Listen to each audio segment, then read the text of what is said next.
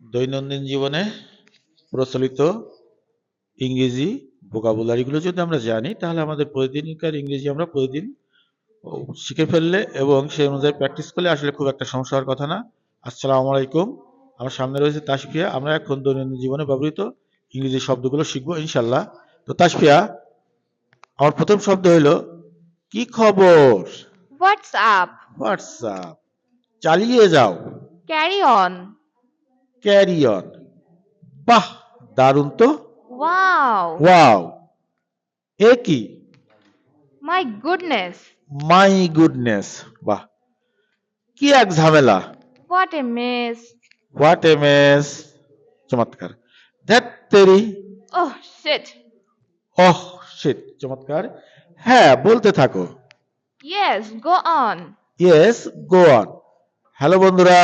Hi guys. Hi guys. সাব্বাস। Good job. Good job. তাতে কি? So what? So what. এ হতে পারে না। Oh no. Oh no. মনোযোগ দিন। Pay attention.